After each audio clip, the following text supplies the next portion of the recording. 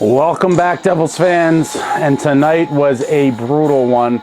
The Stars absolutely abused us at home on Sergei Brylin Ring of Honor night at the Rock, defeating our beloved New Jersey Devils by a final score of 6-2, and this is as ugly as it gets, my friends.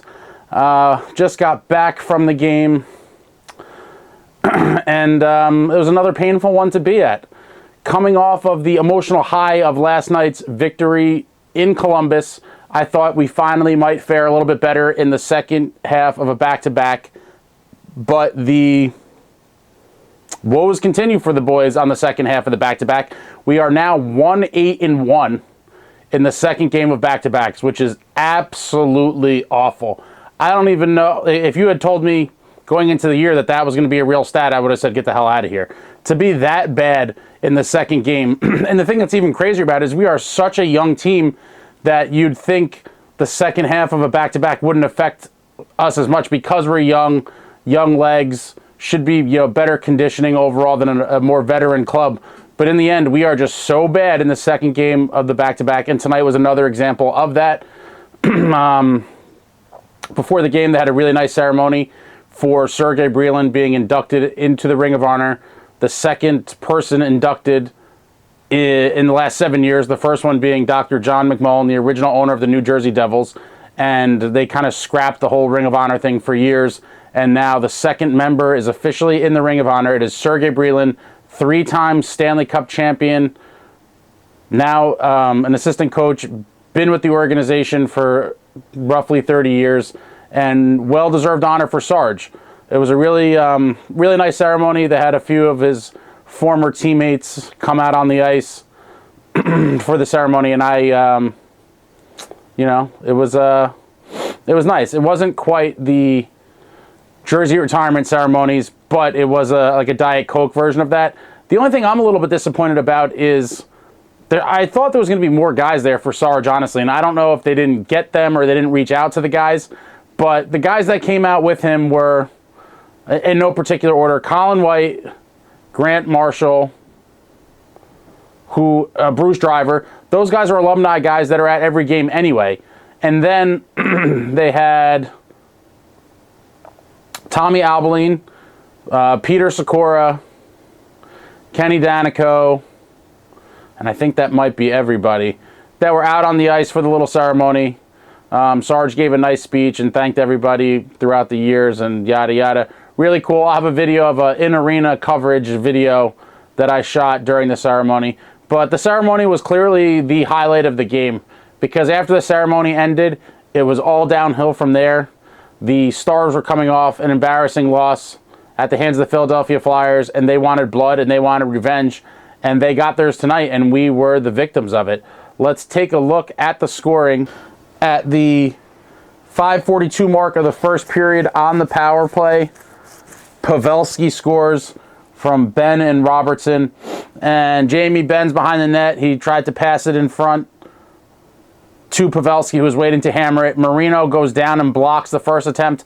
The puck comes right back to Ben. He throws it in front, and Pavelski crushes it into the net. Not much Dawes or anyone else could do there. Beautiful play on the power play, and no one's going to make that save. 1-0 Stars at that point. And then only a couple minutes later at 7:58, we give up a shorty. The most painful thing to do is be on a power play and give up a goal. And we gave up a shorty. Hintz comes down the wing and turns Shimon Nemitz inside out with another welcome to the NHL kid type move. Turns him inside out, scores the goal. Dallas shorthanded, takes the 2-0 lead against the Devils. And at that point, I did start to worry because we never score first in a lot of games, so that's, going down 1-0 is not a big deal.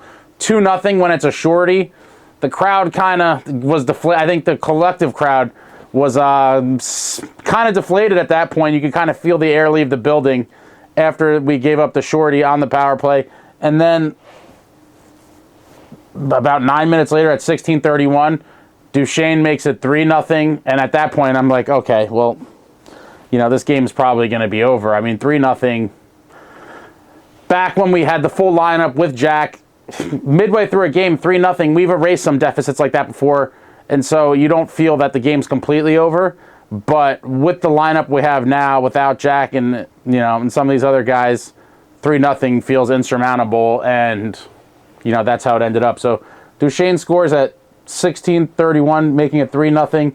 3-0 Dallas after the Duchesne goal, and then with 18 seconds left at the 1942 marker, Hintz scores again to close the period out, giving the Dallas Stars a 4-0 lead after 2. And at that point, people started filing out in large droves. I've told you guys before, I stay till the bitter end, and I will sit there and, watch the team suck if I have to. 4-0 after 2. I drowned my sorrows in some ice cream sundaes and collected myself and brought myself back to my seat for the third period. And the third period did not start off any better for the team, unfortunately. At the 2:10 mark, Smith scores to give Dallas a 5-0 lead. And then at that point now, the stands are just emptying out. You just, every aisle, you see people walking down and up. Everyone's evacuating the building after the 5-0. Clearly now the game is officially over. I mean, even if the most enthusiastic, optimistic fans, 5-0, the game's over in the third period. You're done. And so everyone started leaving. I'm still sitting there just watching this epic failure of a game. And at 7:18, Johnston scores. 6-0 Dallas. One of the worst games I've probably ever been to, being that it was a special night for a former Devil. Sergei Brylin goes in the Ring of Honor, and we're now getting smoked.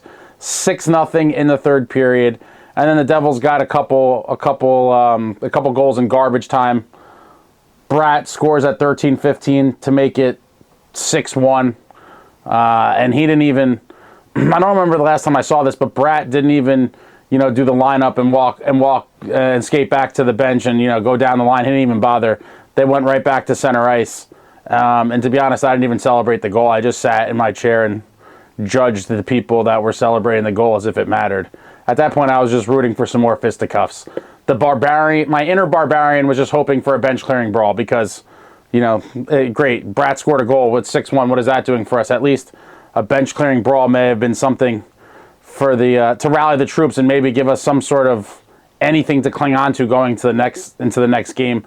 6-1 after the Bratt goal, and then Tyler Toffoli with a minute left at the 19-minute mark.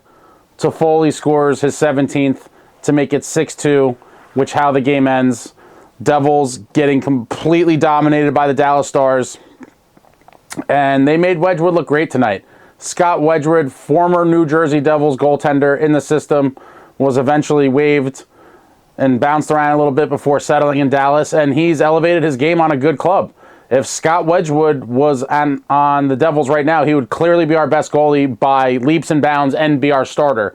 It's unfortunate that in the goaltending carousel that has been the New Jersey Devils over the past 10 years, that we didn't find a way to keep Wedgewood or see the potential in him. I mean, I would have never predicted this, but we've had a lot of guys. I've had a chart in a previous video talking about the goaltending where it shows all the guys we've had since the great Marty departed the franchise. And Wedgewood probably, or at least now, would be the best of the bunch. And he's showing his capabilities in Dallas. He actually has better numbers than Ottinger. And who knows, that could be some sort of, maybe goalie controversy for them heading into the playoffs. Who really knows what's going to happen there? But Scott Wedgewood, always a seemingly great Devil, always said the right things, tried to prepare properly when his number was called, and he came out with a vengeance against us tonight, made a ton of great saves. He got a lot of good luck and fortune on his side as well. A couple pucks went through him. There was that one that was like kind of trickling in the crease and just was like in slow motion and then got swept out. But, a lot of great saves, a lot of luck, a lot of bounces went his way.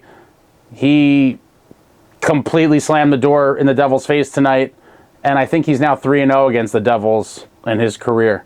But Wedgewood named the first star of the game. I'll get to that in a minute. Let's just look at some other stats from the game. 36 shots on goal for Dallas, 31 for the Devils. Face-offs, 48.4% for Dallas, 51.6% for the Devils. Devils 0 for 3 on the power play. Stars 1 for 6. The Devils taking 22 penalty minutes to the 6 minutes for the Stars. Tonight we actually out-hit Dallas by a 2-1 margin. 16 hits for the Devils, 8 for the Stars. Devils blocked 18 shots, Stars with 17 blocks. Devils 4 giveaways, Stars with 1 giveaway. Devils with 2 takeaways, and Stars with 4 takeaways. I think it's pretty glaring, that we gave it away 4 times to their 1, and then they took it away 4 times to our 2. So when you're talking about puck possession, we gave it away 4 times as many times, 4-1, as the Stars did, and they took it away double us, 4-2. So, those are some numbers to look at. Giveaways, takeaways. We do get sloppy with the puck quite often. And it was just one of those games, man. When you have inexperienced young D, sometimes they're going to get exposed, and you can't always shelter them and hide them from tough matchups. Dallas has some killers in their lineup, and they got us tonight. Nemitz didn't look really bad on some plays. Luke did not look great on a lot of plays. And these are all the learning pains when you have a young defense. Cal Foote, not the most experienced guy in the world, on the blue line for us as well. I thought he had a pretty good game. I don't believe he was on the ice for any of the goals against. Kevin Ball, not the most experienced as well. And so you just look at all of the inexperience and the youth on the blue line, and these games are inevitable. I mean, not to make excuses, but the reality is the reality. When your defensive core is this young, there's going to be games where you just get shit stomped. And tonight was one of those games. And it's unfortunate. I don't know that there's an easy fix here. I don't know if there's going to be some sort of system change or what possibly could be done other than to just continue on and try to battle and try to keep our head above water. It is going to be an uphill battle. We are still only 2 points out of a wild card playoff spot because it seems like a lot of the Eastern teams go through these types of struggles. And like I say, literally almost every video, the difference between making the playoffs and not is so razor thin, and every single game matters. Every point matters. And from now till the end of the year, it's just, every game is super, super important. And we just need Jack back as soon as possible. The reality is Jack is the Devils. He's the heartbeat of the Devils. He drives the play.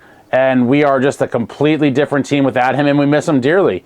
And so hopefully, shortly after the All-Star break, I'm hoping for that he returns and can help us turn it around. I thought Nico Dawes had an okay game. He didn't have a great game. He didn't play terrible. At times during this game, it honestly looked like that the Stars were, I don't know, for lack of a better analogy, it looked like the Stars were like an all-star college team, like a D1 college team, playing like a okay high school team. They had some really fancy stick work, guys snapping it around. It just seemed like we were outclassed at various portions of the game, and it's deflating. It's deflating when you get whipped on in the game like we did tonight. One of the upper level sections briefly started a fire Lindy chant. It probably was not audible on the television broadcast, I'd imagine, because it wasn't that loud and it wasn't that long, but I definitely heard it from the lower level where I was for a couple seconds there. It's going to be an up and down season, guys. I don't know what else to say other than keep the faith alive. It's going to be super close down the stretch. Let me know what you guys thought of the game in the comments. I know I could already envision some of the comments from some of you guys. There's a lot of Lindy haters, or it seems like they're multiplying these days. And, I do like Lindy. I think the guys really like him. I don't know if he is the answer long-term for this club. I think me personally, at a bare minimum, I would give him the rest of the season. I wouldn't pull any triggers on replacing him or anything this season, I don't think. I think, again, not to make excuses, but with all the injuries, with these young kids, I think he's doing the best he can. I can't point the finger at him and say he's the reason why we are struggling. I know a lot of you believe that his system is crap or his lack there of a system, but I'm willing to give him the rest of the season and see how it shakes out. Hopefully we get these bodies back, and hopefully we can string together some points. But let me know in the comments what you guys thought about the game, the ceremony, anything else. Let me know your favorite Sergei Brylin memory. And anything else Devils related, throw it out there in the comments. Love talking to you all. Super depressing night once again. Devils downed 6-2 at home at the Rock. Like, comment, subscribe, and all that jazz. Until next time, friends, let's go Devils.